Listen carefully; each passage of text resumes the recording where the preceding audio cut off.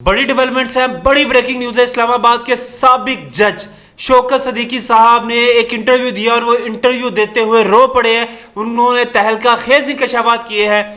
उनका कहना था कि मेरी बेटी को अगवा करने की कोशिश की, मेरे बेटों को तशद्दुद का निशाना बनाया गया या उनको निशाना बनाने की कोशिश की गई।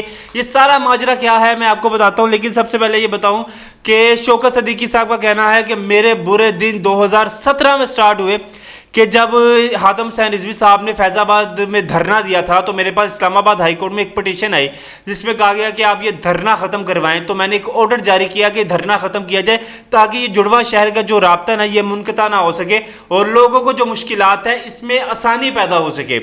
तो उनका कहना था कि उस पर 2-3 केसेस थे जो मेरे पास थे जिसपे मैंने 2-3 केसों में जो फैसले सुनाए तो उसके बाद मेरे ऊपर दबाव डाला गया। एक केस मेरे पास ये था कि इस्लामाबाद में जितनी भी गैर कानूनी तजावज़ात थी उनको हटाया जाए। तो मैंने ऑर्डर जारी किया कि गैर कानूनी तजावज़ात हटाई जाए। तो आप पारा के करीब एक कह लें कि बहुत बड़ा अदारा, उसके करीब एक रोड था जहाँ पे गैर कानूनी तजावज़ात थी, वो भी कह लें कि जद में आ गई। तो मेरे ऊपर दबाव डाला गया कि आप इस फैसले को वापस लें और फैसले को वापस लें ताकि हम ये जो बाकी चीज़ों पे आप कर सकते हैं, यानी बाकी इस्लामाबाद के बहुत से इलाकों में आप गैर कानूनी तजावज़ात हटा सकते हैं, लेकिन उस एरिए पे आप अपना फैसला वापस ले। तो शौकत सदीकी साहब ने कहा कि मैं इस फैसले को वापस नहीं ले सकता बल्कि मैं इस पर इम्प्लीमेंट करवाऊंगा। हाँ, अगर आपको कोई मुश्किल है तो आप मेरे चीफ जस्टिस जो है साकिब निसार साहब, आप उनसे रब्ता कर सकते हैं।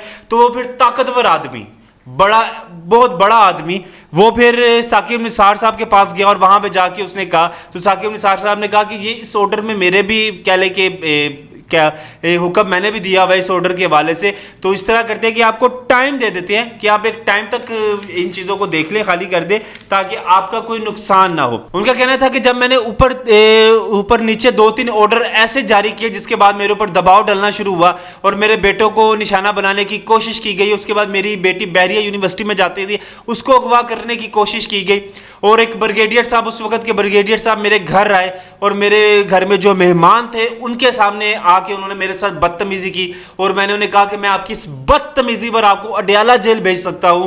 तो जिसके बाद ये मामला कुछ टाइम के लिए ख़त्म हो गया। उसके बाद जनरल फैज़ हमीद उस टाइम के DGISI उनके पास गए, शौकत सदीकी के पास, और शौकत सदीकी साहब ने अपने साकिब निसार जो चीफ जस्टिस थे उनको 12 दफ़ा कहा था कि मुझे इस तरह से थ्रेट्स है, मुझे धमकी मिलती है, मेरी सिक्योरिटी का किया जाए। तो बको शौकत सदीकी साहब के इंटरव्यू में जो उन्होंने कहा कि मेरे पास जनरल फैज़ हमीद साहब आए तो मैंने समझे शायद मेरी सिक्योरिटी के मामले पे वो मेरे साथ बात करने आए हैं। तो उन्होंने सबसे पहले आते ही ब्रिगेडियर की जो कह लें कि बदतमीजी थी उस पर उन्होंने माजरत की। तो फिर उन्होंने उस हवाले से नवाज शरीफ के हवाले से पूछना शुरू कर दिया कि अगर नैब से कोई केस आता है इस्लामाबाद हाई कोर्ट तो फिर इस्लामाबाद हाई कोर्ट उस बारे में क्या कहेगी। तो फिर शौकत सदीकी साहब ने कहा कि आप किस केस की बात कर रहे हैं। तो उन्होंने कहा नवाज शरीफ के केस की बात कर रहा हूँ। तो उन्होंने कहा ये तो फिर वक्त बताएगा कि क्या डिसाइड करना है इस्लामाबाद में, हो सकता है वो ट्रायल कोर्ट में ही उनकी बचत हो जाए। तो फैज़ हमीद साहब ने कहा कि ऐसा तो हो नहीं सकता, उनको हर सूरत सज़ा होनी है, ये तय हो चुका है। तो ये कुछ इंकशाफात थे जो शौकत सदीकी साहब ने अपने एक इंटरव्यू में किए हैं। ये अमार मसूद नामी एक सहाफ़ी को उन्होंने इंटरव्यू दिया और वो ये इंटरव्यू देते हुए रो भी पड़े कि मेरे ऊपर बहुत ज़्यादा प्रेशर था कि मैंने ऊपर नीचे जो 2-3 ऑर्डर जारी किए, एक फैज़ाबाद धरना, दूसरा वो जो आप पारा के करीब जो एक मखसूस स्पेसिफिक बड़े लोगों का, ताकतवर लोगों का जो इलाका था उसमें जो गैर कानूनी तजावज़ात आ गई थी। तो उसके बाद मेरी बेटी को भी अगवा करने की कोशिश की, मेरे पर दबाव डालने की कोशिश की। तो उनका कहना था कि साकिब निसार साहब की कुछ समझ नहीं आता था, वो उनके तो समझ किसी को भी नहीं आती थी साकिब निसार साहब की।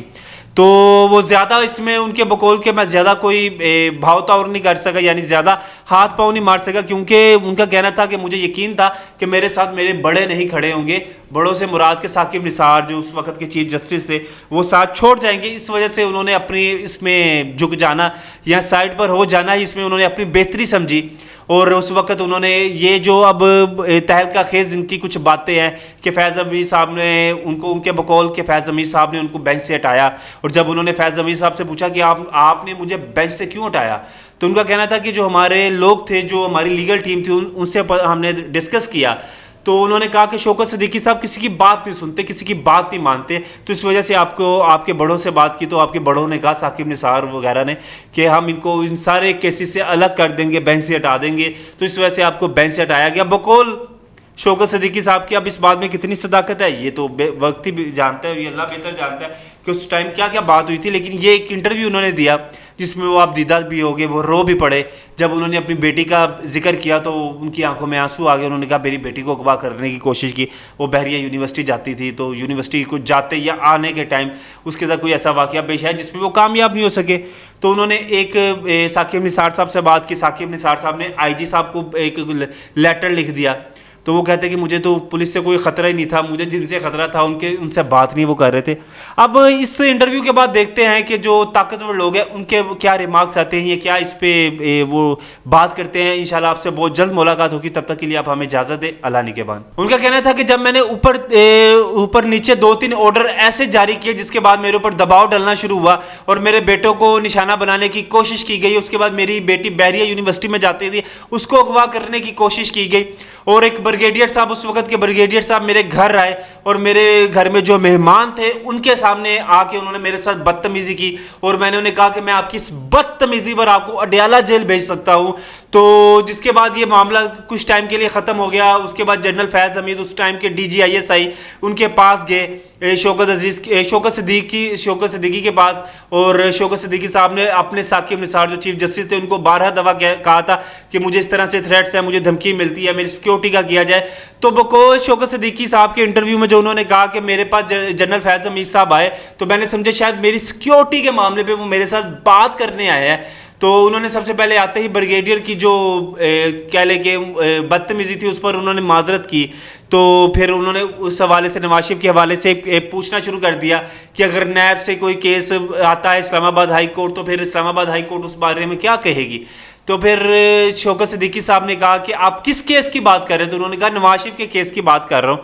تو انہوں نے کہا یہ تو پھر وقت بتائے گا کہ کیا ڈیسائیڈ کرنا ہے. اسلام آباد میں ہو سکتا ہے وہ ٹرائل کورٹ میں ہی ان کی بچت ہو جائے. تو فیض حمید صاحب نے کہا کہ ایسا تو ہو نہیں سکتا، ان کو ہر صورت سزا ہونی ہے، یہ طے ہو چکا ہے.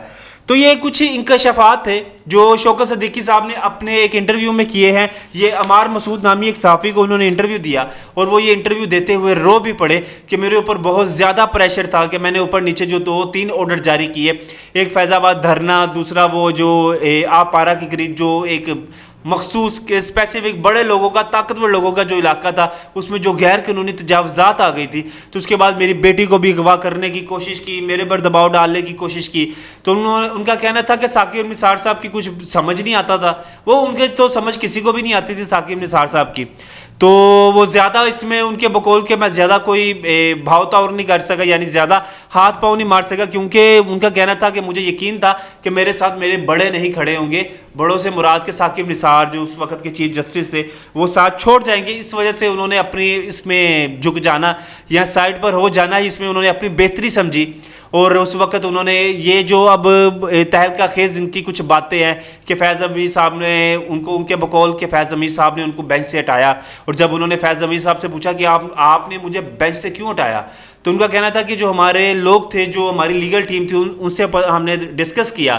تو انہوں نے کہا کہ شوکت صدیقی صاحب کسی کی بات نہیں سنتے، کسی کی بات نہیں مانتے. تو اس وجہ سے آپ کے بڑوں سے بات کی تو آپ کے بڑوں نے کہا، ثاقب نثار وغیرہ نے، کہ ہم ان کو ان سارے کیسز سے الگ کر دیں گے، بینچ سے ہٹا دیں گے. تو اس وجہ سے آپ کو بینچ سے ہٹایا گیا بقول شوکت صدیقی صاحب کی. اب اس بات میں کتنی صداقت ہے یہ تو وقت ہی جانتا ہے، یہ اللہ بہتر جانتا ہے کہ اس ٹائم کیا کیا بات ہوئی تھی. لیکن یہ ایک انٹرویو انہوں نے دیا جس میں وہ آپ دیدہ بھی ہو گئے، وہ رو بھی پڑے. جب انہوں نے اپنی بیٹی کا ذکر کیا تو ان کی آنکھوں میں آنسو آ گئے. انہوں نے کہا میری بیٹی کو اغوا کرنے کی کوشش کی، وہ بحریہ یونیورسٹی جاتی تھی، تو یونیورسٹی کو جاتے یا آنے کے ٹائم اس کے ساتھ کوئی ایسا واقعہ پیش ہے جس میں وہ کامیاب نہیں ہو سکے. تو انہوں نے ایک ثاقب نثار صاحب سے بات کی. ثاقب نثار صاحب نے IG صاحب کو ایک لیٹر لکھ دیا. تو وہ کہتے کہ مجھے تو پولیس سے کوئی خطرہ ہی نہیں تھا، مجھے جن سے خطرہ تھا ان سے بات نہیں وہ کر رہے تھے. اب اس انٹرویو کے بعد دیکھتے ہیں کہ جو طاقتور لوگ ہیں ان کے کیا ریمارکس آتے ہیں، یہ کیا اس پہ وہ بات کرتے ہیں. انشاءاللہ آپ سے بہت جلد ملاقات ہوگی، تب تک کے لیے آپ ہمیں اجازت دیں. اللہ نگہبان.